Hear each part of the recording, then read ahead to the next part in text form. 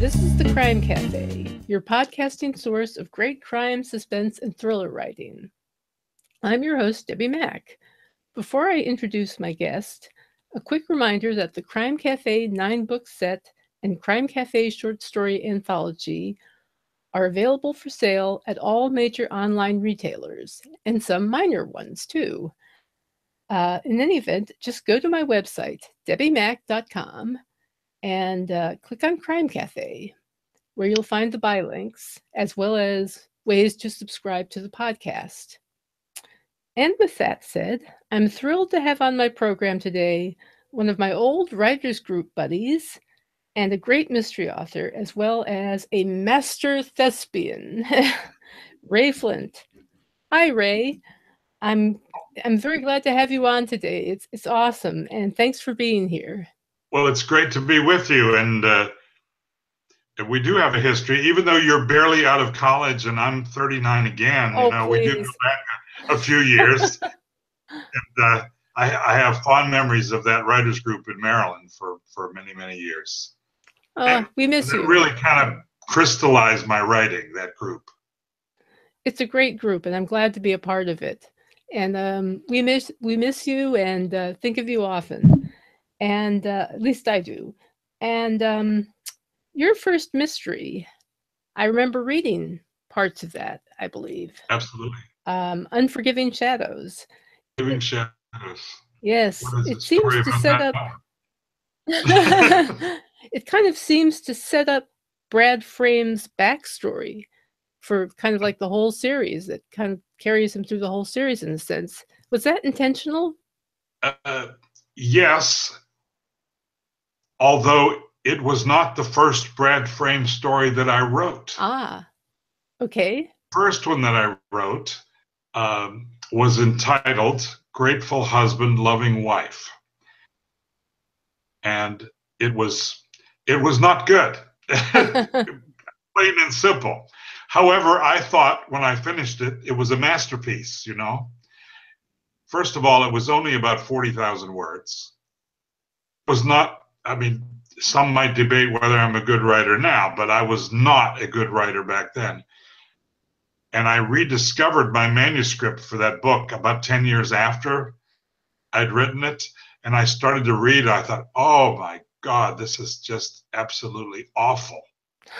So I know I've improved from then. So that was the first book. And it really was, I think, unconnected character that I wanted to make Brad. And one of the issues that my life that I wanted to infuse Brad Frame with was to create a investigator whose life had been informed by tragedy, and that kind of shot him off into a different trajectory than he had been. Now, in my own life, when I was in my mid-30s, I had a younger brother, age 22, and it was certainly a tragic event for our family. It was something that we were all dealing with, trying to come to grips with, did a lot of reading about, etc. The second book that I wrote with Brad Frame as the lead character was a book that later got published called Lady on the Edge. And in that book, it features a South Carolina ceramic artist whose son's death had been ruled a suicide 4 years earlier. That Brad Frame was in town and reached out to him saying she didn't believe that her son would commit suicide. Mystery writer, it has to be a murder mystery, and in fact involved. But that book gave me the opportunity to explore suicide on families. Mm-hmm. So that was basically the second manuscript that I wrote, a book which was originally titled Death Scenes. And that is what became Unforgiving Shadows. Indulge me a little of the story because I think this is informative for writers. Some some of my favorite authors growing up were like Rex Stout. So he had the Watson character that basically told his stories, you know. Mm-hmm. And so I started off with the idea that Brad Frame, this wealthy main line of Philadelphia, had hired a publicist to tell his stories. And that character's name was Steve McBride. And Steve was young, a whole lot younger than Brad. He was an unemployed actor, which of course was something that I could identify with. He also had a very flip sense of humor. And he was poor, whereas Brad was rich, and it gave time for commentary about wealthy and, you know, how easy their life was and so on. So I wrote this whole story called Death Scenes with Steve McBride as the first person narrator of the story. I ended up getting an agent who told me, quote unquote, I love the book. Okay, great. I'm glad you love the book. Well, she spent a little over a year trying to interest publishers in New York in buying the book.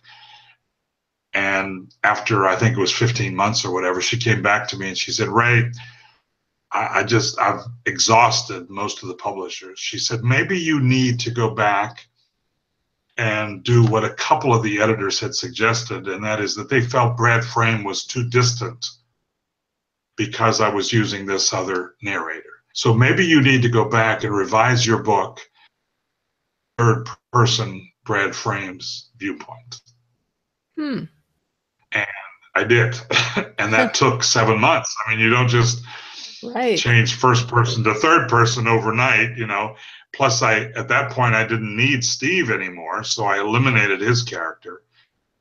But the story of Unforgiving Shadows was essentially the same one as Death Scenes, except now told in Brad Frame's third person viewpoint.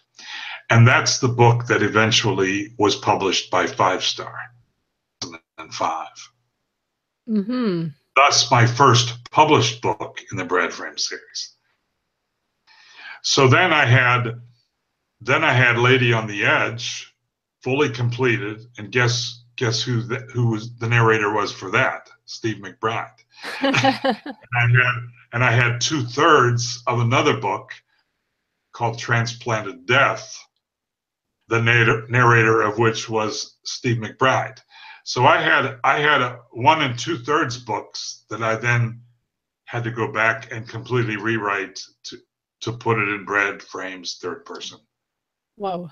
So that's, you know, that was my start as a writer. As a writer and a rewriter. Writer and a rewriter. And as you know, writing is all about rewriting. And exactly. Editing. It is. Very much so. That's how I got my start. And that, you know, but so back to your earlier question, those, I envisioned Brad a dozen years after the death of his parents, or his mother and sister, excuse me. They were kidnapped and murdered. And he's invited, in the first chapter, he's invited to the execution by lethal injection of one of 2 men responsible for murder. One had died in prison. So there's just this who's awaiting execution. Brad goes reluctantly. He doesn't necessarily feel that that's going to give him any closure. The execution. And after everything is over, the chaplain runs after him and shoves a Bible into his hand and said, the condemned man wanted you to have this. Not to give away the whole story, but within the Bible is a message, man, that sends Brad back to the original case. So not only does the story gives that opportunity to go back and examine what propelled Brad into becoming a private investigator, because prior to that, he had led a rather aimless life. Like I say, he came from a wealthy family. He had family trust funds. He traveled a lot and didn't do very much of anything. And the tragedy in his family gave him a focus and and he decided to become a private investigator to help bring justice to other people. That's kind of the premise that I've been working off of. That's interesting. As the series has progressed, I've noticed that the stories seem to get darker. A little bit. Where he's butting more heads more with the police. Yes, well, that happens. That does happen. One of the challenges of writing a private investigator is there are limitations to what they can do, and I think your average private investigator is mostly helping to either track down missing persons or infidelity in a marriage situation. They've been hired, for that purpose, etc. They don't get very much involved in solving murders. Usually the police are the ones that get involved in solving murders. And so when I have a murder take place, and all of my books involve murders, I feel as if I have to have a legitimate reason for why Brad is interested in the case, poking his nose around in the case. And inevitably, in some of the books, it has led to him, as you say, butting heads with the police. Mm-hmm. And I try to keep that respectful, but, at the end of the day, I've got to write a book that has some conflict about it and also keeps Brad in helping to solve the case, even though at the end he may go to the police and say, here's the guy. Mm-hmm. I don't really involve Brad that much in a lot of daring do, where he's shooting it out with the suspects at the end of it. It's more of a cerebral kind of detective trying to figure out who committed the crime and why, and then passing that information along. So. More of a puzzle and less violence. Absolutely. More whodunit, that kind of thing. Yeah, puzzle mystery. And I noticed, the partner, Sharon Porter, that Brad has. Yes. What inspired you to give Brad Yes. a female partner? Well, another one of my favorite authors growing up was Earl Stanley Gardner. And of course, he created the Perry Mason series. What always appealed to me about Perry Mason was Della Street and their relationship. Mm-hmm. The Perry Mason, and they kind of worked well together, I thought. And of course, you also had Paul Drake. So there was kind of a three people that helped in the solution of a crime. And so when I originally had my Steve McBride character, there was the trio, Brad, Sharon, which I kind of was trying to emulate what Earl Stanley Gardner had done. But Sharon, I guess I would say I've grown up in a family with strong female influences, strong mother. Becky, my late wife, was quite strong. My mother-in-law, a strong woman, had the model of strong women. Oh, and a writers group in Maryland that was all women except for me and Ron Benray way back, So for me, it was kind of a natural to incorporate a strong woman as a partner in crime for Brad. And I take it would appeal to readers who are looking for strong women as well as puzzle mysteries. Well, I think so. And the other thing we know is that women are the primary readers, I think. Maybe they're the primary readers anyway, but they're certainly a prime reader of mysteries. And so having a strong female character, I hope, would appeal to the women readers as well. I find it appealing. Yeah, I hope so.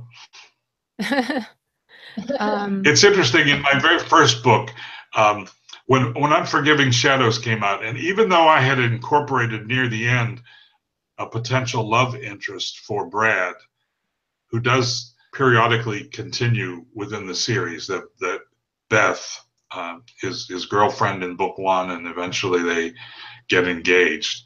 But I had people that would read the book and they wanted more romance between Brad and Sharon, and that was never my intention. I always perceived her as a work colleague. I like that about her. I do like that they're colleagues rather than lovers, because that does complicate things. It does. You've written 2 suspense novels. Are they standalones? Yes, they're standalones. The first was called Kisses of an Enemy, and it is basically set in the Washington, D.C. area.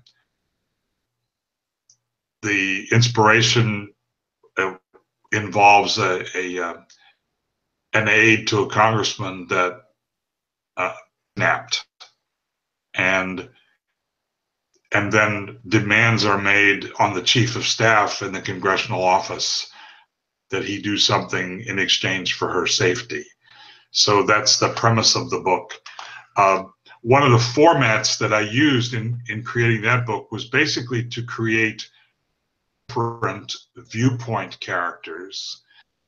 The story shifts back and forth between the congressional chief of staff, a female police detective in the DC area who's investigating kidnapping ultimately, and a reporter who has been dispatched to Washington to help keep an eye on that congressman and chief of staff. So the book goes back and forth between those 3 characters. And then when I wrote my second suspense novel, I decided to use that same basic format of 3 different viewpoint characters. So let me just talk a little bit about the second book. It's more recent. It was inspired by my niece, who is a Lutheran chaplain at a Lutheran college in Sioux Falls, South Dakota. And I was always bugging Anne about, have you read any of my books? And her response to me was, I don't read fiction. And I thought, okay, I'll write a book that features characters, a female Lutheran chaplain, and I'll reach out to her and ask if she won't be my technical advisor on all things Lutheran. And she agreed to do that. And then in the end, she did read the novel, and I have to say she enjoyed it. So it's fantastic. That story, the main protagonist in that story is a 26-year-old man who has just gotten out of the military, and he's ended up at this Lutheran college. He is, however, an agnostic. For going to the Lutheran college was his girlfriend at the time. And she said, well, let's go. We'll both go together to this school. So he enrolls, and she splits from him. So he's now at the college without girlfriend, and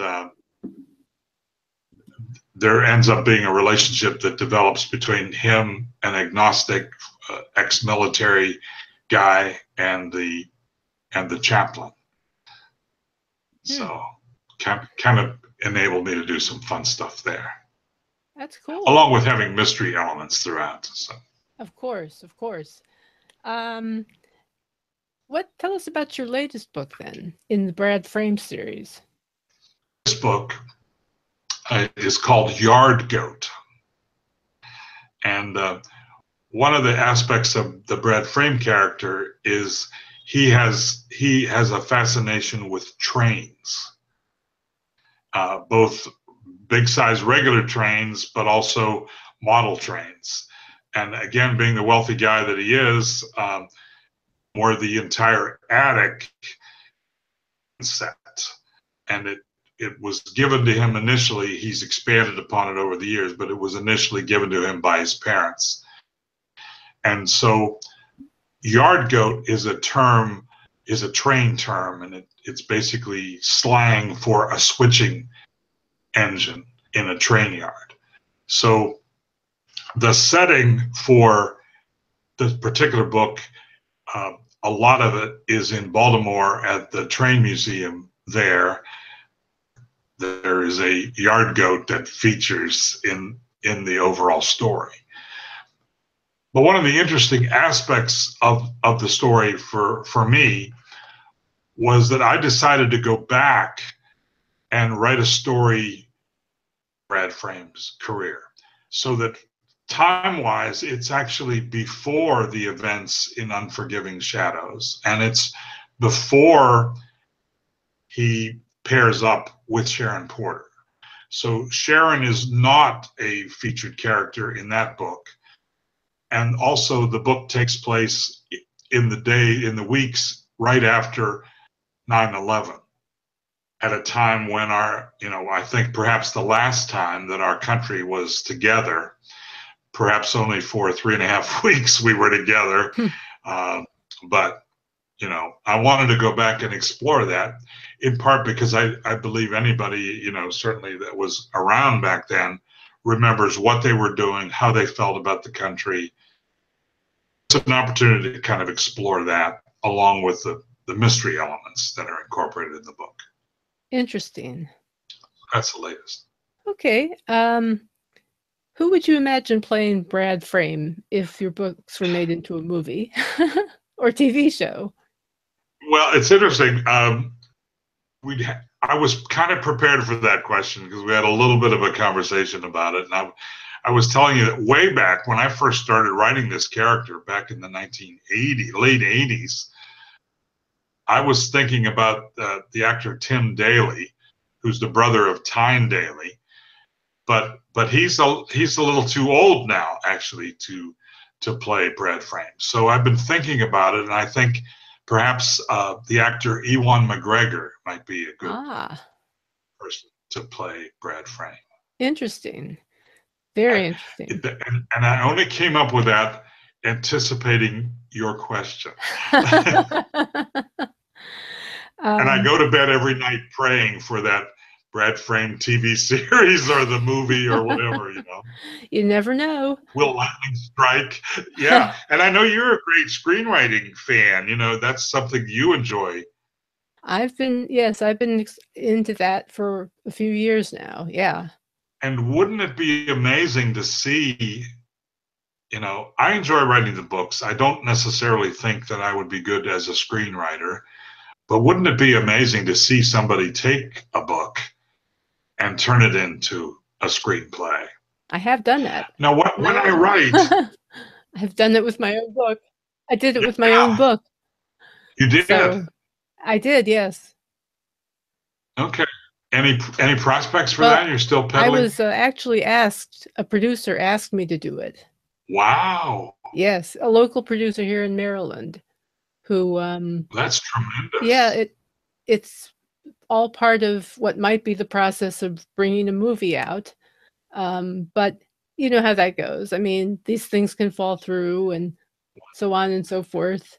So who do you envision playing your protagonist, if I can be the questioner for a second? Well, when I first wrote the series, I kind of pictured somebody like Jodie Foster. Yeah. Somebody along those lines. Today, I might think, Emily Blunt. Sure. But actually, there's another actress who's been picked by the producer. I won't reveal any names just yet. Okay. Because I'm not really supposed to say too much about it just yet. All right, I'll stay tuned. Yeah. You never. I'll be telling people as soon as I hear more about what's going on, because it's all very exciting, and right now it's still a process of finding funding and et cetera, and getting, it's all very... Well, that's wonderful. Congratulations on, and I'll keep my fingers crossed for you. Yeah, hopefully it will come out sooner than Janet Ivanovich's One for the Money game. She kept saying she wanted Sandra Bullock, but by the time the movie got made, she was going to be in a walker, which is probably not true, but be that as it may. Completely understand. So you yourself are an actor, and you have written and performed in a one-man play about Benjamin Franklin. I have. I And find that remarkable. Been a great thing for me. And you know, again, there's been a long history to that. 20 years ago, I had seen a couple of one-man shows, one-woman shows too. There's a one-woman show about Emily Dickinson that I got to see. I thought it was great. I got a chance twice to see Hal Holbrook do his Mark Twain Tonight, and I also saw a one-man show about Harry Truman. And played Ben Franklin in the musical 1776 a couple of times. And I thought to myself, you know, Franklin would be as interesting a character for a one-person show as anybody. And so I just went out and I bought a bunch of books and I sat down and I tried to figure out how could I tell his story? How could I create the arc of his life? What's important? What from his childhood? You know, he was apprenticed to his older brother as a printer in Boston, and that wasn't going very well. He and his brother clashed all the time, and eventually he ended up leaving Boston and going to Philadelphia. And he was a successful business person at the age of 23. The Poor Richard's Almanac and all of that. By the age of 42, able to retire from the active printing business, and devoted his life at that point to philosophical studies, some of his scientific studies, the electrical experiments that he did, and also to civic causes. So he helped to create the library, got the first hospital going in Philadelphia, fire companies, things, you know, and all of that before his fame with American independence and representing America in London for 20 some years, and later after our independence becoming ambassador to France. So the man had a remarkable life. I've now, of course, reached the age where I can credibly portray Ben Franklin, and it's been wonderful to do it. For your listeners in Maryland, I have been talking with the folks at Colonial Players of Annapolis, bringing my play back there around the 4th of July. Dates are not set yet, but discussion about it. So fantastic. Well, congratulations. That's wonderful. Yeah, my goodness. Well, I think you've accomplished quite a lot. That's fantastic. I've tried. You know, it's all enjoyable. If it's not fun, it's not worth doing, and I love it. Go. You know? Writer Debbie, every day you sit down to write, you know, and you sit, your fingers are poised above the keyboard, and you're trying to write, and you know, words won't come to you, and you know, and then all of a sudden it crystallizes, you know, and sometimes you have to go sleep on it, and you wake up the next morning and you'll have solved a plot point issue, you know, and it's just the most amazing thing. It is, isn't it? I love the more I write and the older I get, the more I am stimulated by the whole creative process. It just is amazing to me. I know the feeling. So, yeah. Well, before we finish up, is there anything else you'd like to add? Well, two things. Number one, I'm giving away some books. That's right. People via your podcast, and so all they need to do is to send me an email, and I'm going to give away 4 copies of Unforgiving Shadows, the first book in my series, and each of those will be coupled with one other book. So it won't necessarily be the same book, but each person who enters the contest, the 4 winners, will get 2 books of mine, the first in my series and one other.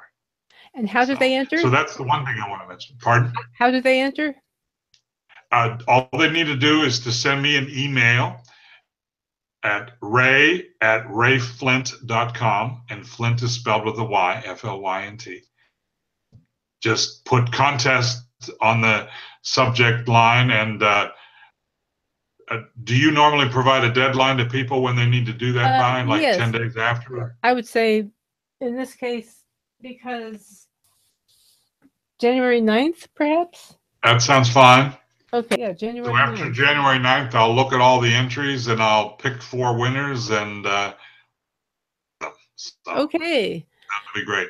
Then the other thing I want to mention, I'm working on book number 8 in the Bread Frame series, and I'm actually about halfway through it now. So I'm looking at maybe April publication. We'll see, but it's called Fatal Gambit, and I wanted to write a theater-related story.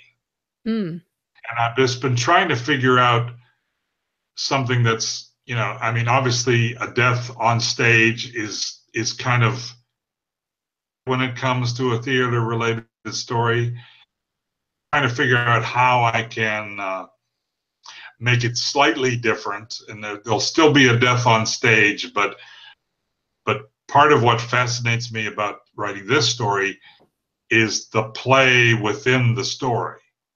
Mm-hmm. And so the name of the play is Gambit, and it's about this author who had a successful play a dozen years ago, and then he fell into an addiction issue, and now he's trying to make a comeback. And the play itself deals with internet interactions, social media, the disparity between how we deal with people in the anonymous world of the internet versus how we might deal with people face to face, and the false aspects of our social interaction, the lies that get told, and yes, that kind of thing.